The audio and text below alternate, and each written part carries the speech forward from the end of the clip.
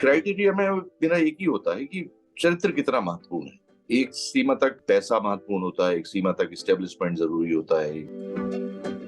यदि एक से ही गाने गाते रहना है जीवन भर, दुखी गाने ही गाते रहेंगे हर्षोल्लास से न, फिर जब इंटेंस रोल करता था तो लोग मुझे गंभीरता से लेते थे। अभी देख के मुझे लोग मुस्कुराते हैं। आम हिंदुस्तानी जो है एक मध्यम वर्गीय और निचले मध्यम वर्ग का एक किरदार है। उसकी परेशानियां हैं, उसकी जूझन है और उस सब के बीच वो कैसे सरवाइव करता है। Yes, yes. Hi, first of all, congratulations on Scam 2003 Part 2। बहुत बहुत मुबारक हो सर। ट्रेलर काफी पसंद आ रहा है और एक सरप्राइज एलिमेंट की तरह आप हमें दिखे हैं ट्रेलर में। एंड मुबारक हो उस चीज के लिए सर, पहली बात तो। बहुत बहुत शुक्रिया, बहुत बहुत शुक्रिया सर। जी, ये मैं आपसे पूछना चाहूंगा सर, आपके कैरेक्टर के बारे में, क्योंकि काफी इंटरेस्टिंग लग रहा है। एक अवतार जो है, आई गेस आप प्ले कर रहे हैं Surya Pratap, if I am not wrong. So कुछ क्या कहना चाहेंगे आप आपके कैरेक्टर के बारे में without giving much? Surya Pratap Gehlot जो हैं वो एसआईटी चीफ हैं और इस पूरे स्कैम की पड़ताल करते हैं, जांच करते हैं। और इसमें इंटरेस्टिंग पार्ट मुझे जो लगता है कि वो सिर्फ पुलिस वाले नहीं हैं, वो एक इंसान भी हैं और वो सामने वाले की जो मन स्थिति है, पारिवारिक स्थिति है, सामाजिक स्थिति है, वो सारे एंगल्स को देखते हुए वो जांच करते हैं। क्योंकि अमूमन ये देखा जाता है कि पुलिस के जो चरित्र रचे जाते हैं तो मारपीट या टॉर्चर या दबिश देके या फाउल लैंग्वेज यूज करके कई बार होता है, लेकिन इसमें बहुत ही मानवीय तरीके से चरित्र है। और सबसे महत्वपूर्ण मुझे इस कैरेक्टर के बारे में जो लगता है वो कि फ्रॉम द बिगनिंग जहाँ से वो जांच शुरू करते हैं वो जजमेंटल बिल्कुल नहीं है। बिल्कुल बिल्कुल। मुकेश जी, आप आपसे पूछना चाहेंगे कि स्कैम वन जब आया था, हर्षद मेहता स्टोरी, क्या आपने देखा और आपको किस तरह का कैसा लगा वो शो? और जब आपको स्कैम पार्ट 2 के लिए जो ऑफर हुआ था, सबसे पहला इंप्रेशन आपके दिमाग में क्या चल रहा था? पहले तो मैं जब स्कैम मैंने देखा था पार्ट 1, जिस तरीके से हर्षद मेहता के ऊपर जो बनाया गया था, मुझे बहुत इंटरेस्टिंग लगा था। मुझे लगा था कि हिंदुस्तान की लेखन में, हिंदुस्तान के निर्देशन में एक क्रांति है और एक दर्शक के तौर पर मुझे बहुत रोमांचित किया था। क्योंकि जब मैं कोई भी शो या कोई भी फिल्म या कोई भी प्ले या परफॉर्मेंसेस देखता हूँ तो मैं वहां पे अपने एक्टर को अलग कर लेता हूँ। मैं एक बिल्कुल दर्शक के तौर पे देखना चाहता हूँ उस चीज को, क्योंकि एक एक्टर को रखते हुए जब आप देखते हैं तो आप अपनी भूमिकाएं देखने लगते हैं। तो मुझे परफॉर्मेंसेस बहुत इंटरेस्टिंग लगे, तो शो ही बहुत इंटरेस्टिंग था। तो जब स्कैम 2003 का जब ऑफर आया था, मुझे लगा कि सबसे बड़ी चुनौती ये थी कि एक्साइटमेंट भी था, ना कहने के मूड में भी नहीं था, लेकिन मन में एक दुविधा ये थी कि यार रोल कैसा है। एक अभिनेता के तौर पे मतलब पार्ट ऑफ द लोकप्रिय सीरीज का बन जाना, एक फ्रेंचाइजी का बन जाना एक अच्छी बात है, लेकिन एक एज एन एक्टर हमेशा एक रिस्पॉन्सिबिलिटी रहती है कि रोल कैसा है। और जब मैंने रोल सुना तो मेरे फोन पे एक पॉज आया था, तो सामने वाला बोला हेलो हेलो हेलो, तो मैंने बोला कि एक सेकंड मुझे सांस तो लेने दीजिए। और वो एक्साइटमेंट का लेवल बहुत हाई था और मैंने कहा ठीक है, यस आई एम ऑन, और मैं कर रहा हूँ।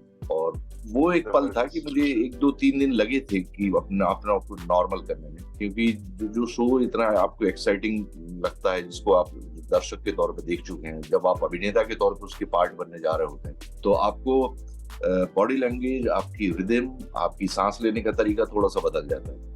बिल्कुल, क्योंकि सर मैं कहना चाहूंगा कि हम सब आपके फैन रहे हैं बहुत टाइम से, और हमेशा एक बोलते हैं ट्रीट होता है आपके काम को देखना। And we are very very excited to see you in this one also sir. Personally मैं कह रहा हूँ सर, तो बहुत ही मुझे पता है एक्साइटमेंट है सब जगह पे आपको देखने के लिए इस शो में डेफिनेटली। ये मैं आपसे पूछना चाहूंगा मुकेश जी की हम आपको बहुत कम ओटीटी प्लेटफॉर्म पे देखते हैं, क्योंकि मूवीज में तो आप बोलते हैं काफी पसंद करते हैं हम आपको, बट आई गेस आपने गर्मी में काम किया, अभी आप इस पे काम कर रहे हैं। सो ऐसे कोई पैरामीटर है सर जो आप फॉलो करते हैं, जो आपको कैरेक्टर को पसंद आए या सीरीज आपको पसंद आए फिर ही आप करते हैं? क्योंकि बहुत कम आपको हम देखते हैं ओटीटी में। ओटीटी पे मैंने किया है, बस 2 3 महत्वपूर्ण काम किए थे। जैसे मैंने दहन किया था, डिज्नी हॉट स्टार पे आया था। फिर तिग्मांशु धूलिया जी के साथ गर्मी किया हुआ था और सोनी लिप पे ही आया था। सो क्राइटेरिया में मेरा एक ही होता है कि चरित्र कितना महत्वपूर्ण है। एक सीमा तक पैसा महत्वपूर्ण होता है, एक सीमा तक एस्टेब्लिशमेंट जरूरी होता है, एक सीमा तक जीवन चलना जरूरी होता है, लेकिन अभिनेता के तौर पर सोचूं तो चुनौती मिलना बहुत आवश्यक है। वो एक्साइटमेंट जब तक नहीं आता, रोल कितना महत्वपूर्ण है। तो मेरा क्राइटेरिया वो है कि मेरे किरदार के बिना क्या ये सीरीज बन सकती थी। यदि मेरा किरदार अलग कर दिया जाए तो ये सीरीज आगे बढ़ेगी कि नहीं बढ़ेगी। या इसमें कोई ट्विस्ट आएगा कि, तो वो ही महत्वपूर्ण होता है कि आपका किरदार उस कहानी में कितना योगदान दे पा रहा है। तो एज एन एक्टर मुझे लगता है कि वही मेरा एक क्राइटेरिया होता है। मुकेश जी, ये भी पूछना चाहूंगा कि जैसे कि एक कॉमेडी रोल आपके बहुत ही पसंद है, वसूली भाई तो एक बहुत ही आइकॉनिक कैरेक्टर बन गया है आपका, हम सबका पर्सनली फेवरेट है। तो एज एन एक्टर ये जो स्टीरियोटाइप बन जाता है बॉलीवुड में, अपने इंडियन सिनेमा में, कि ये एक्टर जो है खाली कॉमेडी कर सकते हैं, तो ऐसा आपको कुछ चैलेंजेस आपने फेस किया? अगर आपने फेस किया तो कितना डिफिकल्ट होता है एक्टर के लिए ये स्टीरियोटाइप ब्रेक करने के लिए? स्टीरियोटाइप प्ले करना एक एक्टर को, मुझे समझता है कि डेथ ऑफ एन एक्टर है, वहां पे जी। एक्टर खत्म हो जाता है। यदि स्टोरीटाइप पे प्ले करना है तो फिर उसको एक्टर बनना नहीं चाहिए। यदि एक से ही गाने गाते रहना है, जीवन भर दुखी गाने ही गाते रहेंगे हर्षोल्लास से, तो वो नहीं, वो आर्ट नहीं रह जाती, वो रेपिटेशन ऑफ हिमसेल्फ और हरसेल्फ हो जाता है। सो अपने आप को दोहराना मतलब एक तरीके से खत्म हो जाना है, वहां कोई ग्रोथ नहीं। तो आई एम लकी एनफ कि मैंने शुरुआत चाइना गेट से की थी, फिर गंगा जल, अपहरण, फिर गोलमाल, और अब वेब सीरीज के अलग अलग किरदार कर रहा हूँ। सो अभी की जो ऑडियंस है, अभी का जो निर्देशक है और जिस तरीके से राइटर, तो उसको एक कैपेबल एक्टर चाहिए। वो उसके अंदर संभावनाएं क्या है कि वो नया कितना रच सकता है। और आज की ऑडियंस में वो कैटेगराइजेशन नहीं है कि भाई स्टीरियोटाइप ही लोग पसंद करेंगे, पहले होता था। और आई एम रियली उन लोगों को मैं दाद देना चाहूंगा कि वो कैटेगरी में बंधे होते थे कि ये कॉमेडियन नहीं है, ये विलेन नहीं कर सकते, ये पिताजी का रोल ही कर सकते हैं, ये माँ बन सकती है। तो अब चुनौतियां अलग हैं, और थैंक्स टू ओटीटी और पूरे वर्ल्ड वाइड जो एंटरटेनमेंट ऑडियंस देख पा रही है, सो अभी उनके दिमाग में ऐसा नहीं होता कि ये हीरो ही है या ये विलेन ही है। अब वो चरित्र के तौर पे देखते हैं और वो कहानी के तौर पे देखते हैं। सो एक्सेप्टेंस है लोगों में, सो थैंकफुल, ये गोल्डन एरा है।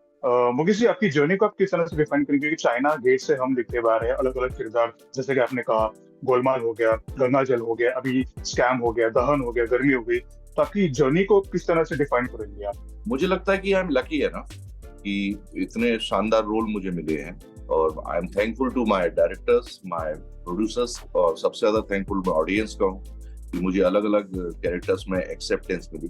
क्योंकि एज एन एक्टर मेरा बहुत गहन विश्वास है इस बात पे कि हम लोगों को बनाने वाली ऑडियंस ही होती है। यदि हमने कुछ किया, उसको वो एक्सेप्ट ही नहीं करेंगे, तो उसका कोई मतलब मायने ही नहीं।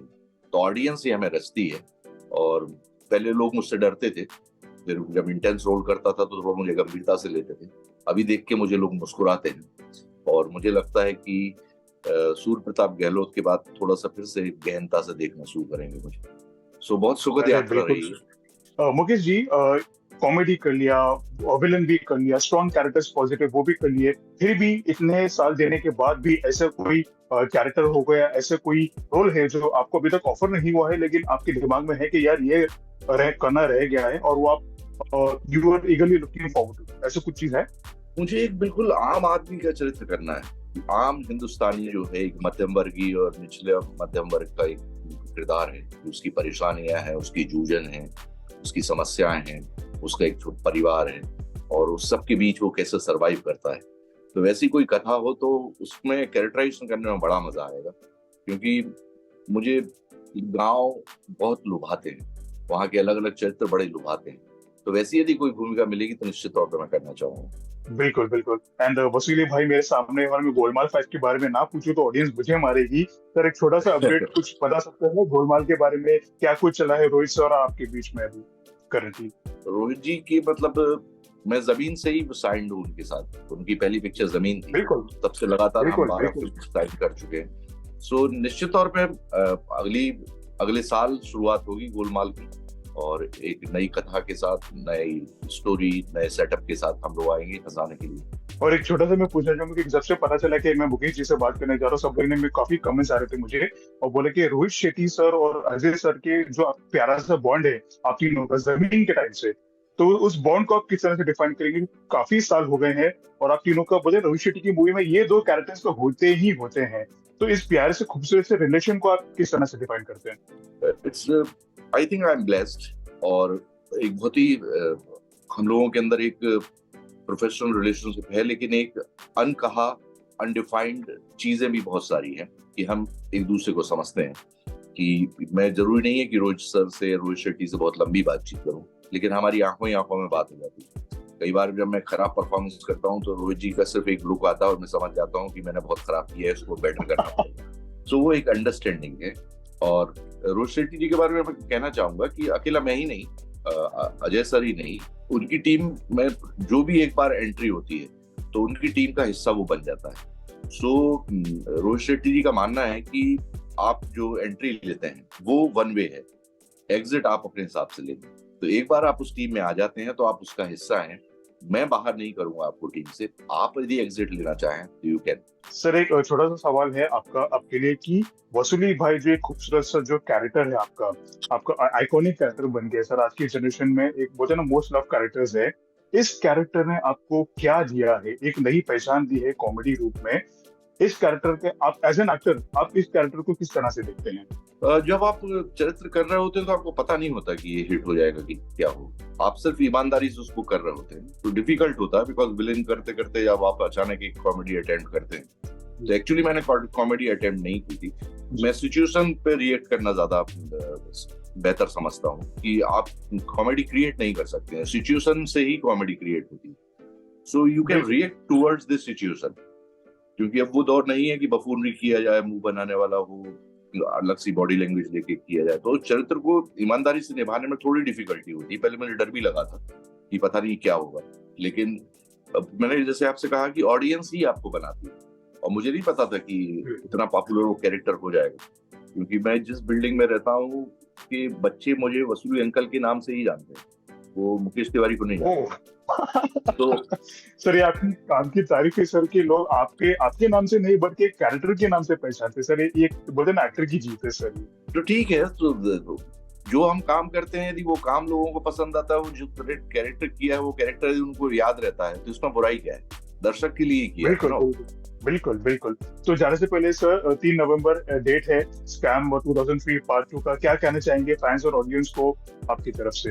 निश्चित तौर पे मैं अपनी ऑडियंस, अपने स्कैम के फैंस से मैं कहना चाहूंगा कि डोंट मिस, बिंज वॉचिंग आप कीजिए। 5वां एपिसोड में आपको बहुत मजा आने वाला है। बहुत शानदार परफॉर्मेंसेस हैं, बहुत शानदार डायरेक्शन है, बहुत शानदार राइटिंग है, कमाल का बैकग्राउंड म्यूजिक और म्यूजिक है। और अभी रिवील होने वाला है कि ये स्कैम हुआ कैसे था और इसके पीछे कौन कौन थे, किस तरीके का दिमाग था। तो अभी आप मजा लीजिए, और दिवाली की शुभकामनाओं के साथ साथ आपका ये रोमांच भी बढ़ता जाएगा। तो please watch it on 3rd November, scam 2003 Part 2. Definitely, sir. And let me repeat myself. It is always a treat to watch you. Thank you so much. And we all are looking forward to Scam Part 2 now. And all the best, sir, for the Scam and all your upcoming projects. Thank you so much. Thank you so much.